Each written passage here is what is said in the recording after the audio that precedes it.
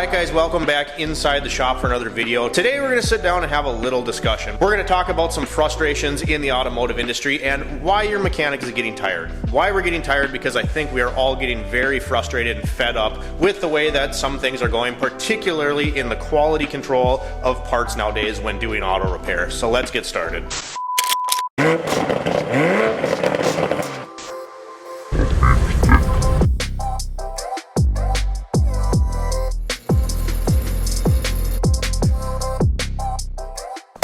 Once again, welcome back to the channel. Thanks for tuning in. For today's discussion video, I wanted to talk about some of the frustrations that are surrounding the automotive industry, particularly revolving parts and the quality control and everything else that's going on. There's always going to be cheap parts, crappy quality control, but you know that thing that happened a few years ago where it was like almost the end of the world, you know, that whole thing where everything just, yeah, that thing. So it seems like it's ever since that happened, things have just gotten a million times worse. And I'm going to bring in two major repairs as examples for you. The first of which is a remanufactured engine that we put in one of my customers' Grand Caravan. 3.8 liter engine, relatively easy engine swap. So it all started, I went to O'Reilly's, and you know, there's all sorts of information when you order these remanufactured engines, remanufactured transmissions. They want to know the miles on the car. Of course, you're going to have a core. They need the model. It's just all this stuff, right? So when I was working with the parts store to allocate an engine, you know, they said, we don't know exactly how long it's going to be. It could be 2 weeks. It could be a month. You know, they kind of build these engines as, you know, per demand. So it could be a month. It could be 2 months. You know, we're looking at about 6 weeks out. And I said, that's fine. Now it's, which type of 3.8 engine did you have, you know? And I assume that that is just for, you know, the vans had a transverse mounted engine. Some of the other platforms like the Jeep Wranglers, cars of that nature, used a longitudinal mount, which might change, you know, motor mount location, stuff like that. So we get all that straightened out, and I made sure to ask, because if you've ever dealt with any of this, you could get a short block, a long block, a crate engine, right? So I asked, I was like, you know, just so I can prepare myself for this job, is this essentially like a crate engine? They said, yep, remanufactured engine, you're getting valve covers to oil pan. So I'm like, great, that sounds fantastic. And then they also informed me that there's a seal kit in there as well. Well, fast forward, I go pick up said crate engine. I pick up this remanufactured engine, I get it to the shop. I open the big shipping box. Valve covers I wasn't really expecting, but there's no timing cover on this thing. There's no upper oil pan, there's no lower oil pan. I get the box of seals that comes with it, and hold on one second. Right here is a list of all the seals that I had to buy to put this thing together without copious oil leaks. Oil filter housing gasket, fuel injector seal kit, assembly sealant to put the paper gasket on the front of the timing cover, which I had to transfer from the old engine, water pump gasket, front crank seal. Yeah, so that was basically all of it. But we get this whole assembly kit, right? And there's no front crank seal in the thing. So again, this is advertised as this engine that's going to be a remanufactured engine. Take it out, yank it out, put it on your cherry picker, get it in the car. And then you end up spending 2 days cleaning the front cover because it's a paper gasket, everything's a mess, and you don't want to give them a brand new engine with all these dirty parts back on it. But the fact that this box just had this conglomerate, you know, smorgasbord of parts that weren't even for the engine that I was building. So this is more of like, to me, an organizational quality control issue, because you get this thing and they're like, yeah, it's gonna be this way. Oh, just kidding. Basically, you got a long block and you're gonna have to put an oil pump in it. You know, all these gaskets aren't right, so you're gonna have to go ahead and buy all these things, which when you quote out jobs, yeah, it's a quote. So you don't know exactly what you're gonna get, but this just makes it that much harder. So we get it all done, we go to put this engine in. So I'm getting the engine in the car, and then now it's time to put on stuff like the intake manifold, the throttle body, spark plugs, coils, all that kind of stuff. And I go to bolt the EGR up, and it dawns on me that one of the questions they asked me is which side of the engine the EGR valve was on. The EGR was on the driver's side, so I specifically ordered it that way. Oh no, they had a frost plug in there, and they had the opening by the timing cover up by the belts on the passenger side of the vehicle. So they couldn't even get that right. Then we get to the nightmare of this project was I go to put the crank pulley on. And part of this is my fault. I'm gonna say that straight out. I did not check this as well as I should have. But anyway, I get the harmonic balancer on there, go to put the crank bolt in. Twist, twist, twist, twist, twist until it's as far as I can go hand tight. Grab my 3/8 ratchet, ding, ding, snap. Snaps the crank bolt right off of there. And I'm like, how did, I wasn't using an impact, it wasn't super tight, snapped it clean off. Took me 4 hours to get this out because it was an inch recessed into the end of the crankshaft. If you know anything about this, if you screw this up, if you can't get it out, now you're taking the crankshaft out of the engine, right? So anyway, I get it out of there and I'm like, how did this break, right? So I take a scope, I take a flashlight, I look down in the crank, and the end of the crankshaft, like where the bolt bottoms out, is packed full of metal shavings and gunk from when they rebuilt this engine, right?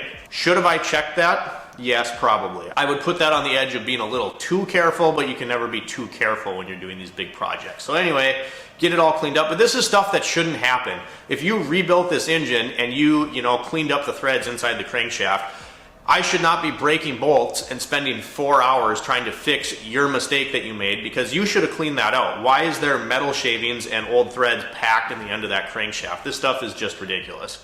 Second big project I want to talk about was the Ford Transit Connect. Now, overall, this project did go pretty smoothly, but same idea. I go get this rebuilt transmission and I get it to the shop. I open the box and it's like somebody took a quart of ATF and just flung it all over inside that box. The thing is dripping everywhere. So a little annoyed off the bat, not a huge deal. I clean it all up. Now keep in mind, these transmissions are actually dyno tested after they're rebuilt so that they can obviously make sure they shift properly.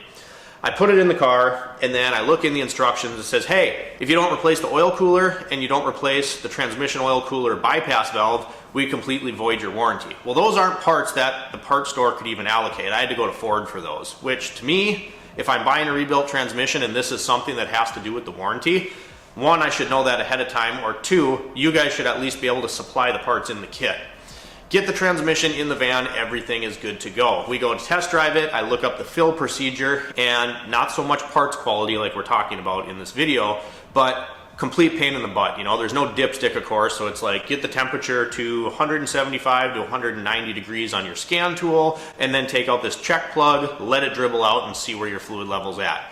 Real scientific there. But we do all this stuff, and I'm reading in the instructions, and it says, do not dry fill transmission. If you basically put in the dry fill amount of transmission fluid, it'll overflow it and you'll blow out seals and essentially could ruin the transmission. So don't do that, it says. We dyno tested it, so there's some fluid in there. We don't know exactly how much it is though, so basically good luck, have fun. So I think the technical capacity of this transmission was 12 quarts. I ended up putting in 7.5, just getting it up to temperature, shift it in between gears in the parking lot, stuff like that. Pull that plug, boom, fluid goes everywhere. So that was a lot of fun. Newer cars, lots of fun to do your maintenance because they don't want you to do your maintenance. They want you to take it to the dealer. They don't even want guys like me, little small shop owners, they don't want us doing this stuff. So I get that all done, we clean it all up, go take it for a test drive. On the side of the transmission, on the case, there was 5 check plugs, and they're just like little pipe threads, about 10 millimeter, 11 millimeter bolts, and they're test ports, right? So when they're dyno testing them, they can hook stuff up in there, all that kind of good stuff. I pull it back into the shop, put it on the lift, and we're just checking everything over, major repair. So test drive it, go through all that, put it on the lift, check everything, go drive it some more, make sure everything's good, double checking everything, making sure you do a thorough job. So I check the fluid level again, everything's good there, and I noticed that this transmission has fluid all over the case. I mean, it's all over the outside case of this transmission. I'm like, okay, is one of my cooler lines leaking? Because I had to hook that stuff back up. All that stuff's bone dry. I go to the side where these little check plugs are, 5 of them. Every single one of them I could move with my hands. I'm really glad that one of those didn't completely blow out and spill all the fluid all over while I was driving. Tighten them up, and again, they're pipe threads into aluminum, so you're being careful. Go drive it, still leaking a little bit, tighten them up, then I was finally good. My point being here, you guys, is that something like this, you're spending, I believe that transmission was $4,600, and it's dyno tested and rebuilt, right? Why is this stuff happening? Why do I get an engine that is spec'd out wrong per what I ordered? Why is this transmission leaking everywhere? This stuff, it's quality control. It's a quality control issue, and on major parts like this where there's a company out there putting their name on this, that this is a rebuilt thing and we're going to give you a 3-year, 70,000 mile warranty, this is pathetic. Right out of the box, I'm putting this thing in my customer's vehicle, and you wouldn't think you should have to check those kind of little things, Potentially, if I wouldn't have checked those plugs, if I would have just, done my initial fluid check, drove it, everything's fine, send them on their way, what if one of those check plugs would have blown out? Well, I tell you what would happen, you'd be replacing the transmission. This is just kind of stuff that quite frankly shouldn't happen. And now in this video, I understand we're talking about more major components that are rebuilt, stuff like that. Major drivetrain and engine components being the engine itself, the transmission itself, but it doesn't even have to go that far.